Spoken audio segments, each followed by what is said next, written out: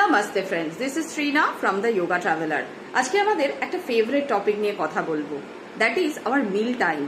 আমরা আর যাই হই খুব ভোজন রসিক, তো সেই জন্য খাবার সময় কিছু কিছু নিয়ম আমরা যদি ফলো করি তাহলে খাবারটাও এনজয় করা যায়। না না, চিন্তা করবেন না, কি খাবেন সেটা আজকে আপনার উপরেই ছাড়লাম, সেটা না আরেকটা ভিডিওতে আমি ডিসকাস করব। খাবার সময় যদি আমরা 3টে রুল মেনটেন করি সেক্ষেত্রে কিন্তু আমাদের মিল টাইমটা এক্সেলেন্ট হবে, ইটস অ্যান এক্সপিরিয়েন্স হবে।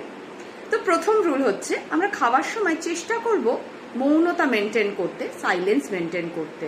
Second, no electronic devices please. Meal time should be very relaxing, very comforting. And third one, আপনারা জলটা খাওয়ার আগে খেয়ে নেবেন এবং যদি কখনো মনে হয় যে জল তেষ্টা পাচ্ছে সেটা খাওয়ার ঘন্টাখানেক পরে খেয়ে নেবেন। এই 3টে জিনিস যদি আপনি ফলো করেন কিছু কিছু বেনিফিটও আছে।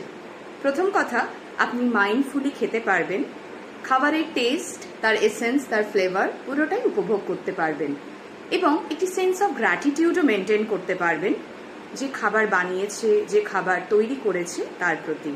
অ্যান্ড আমরা ফ্যামিলির সাথেও একটু কোয়াইট টাইম, একটা স্পেশাল টাইম মেনটেন করতে পারবো, ঠিক আছে? এবং লাস্ট যেটা বলবো সেটা হচ্ছে ডাইজেশনেও খুব হেল্প করে। অনেকের হজম হতে চায় না খাওয়ার পরে ওভার ইটিংয়ের জন্য, তো এই জিনিসগুলো মেনটেন করুন। খুব ভালো থাকুন বন্ধুরা, থ্যাংক ইউ সো মাচ।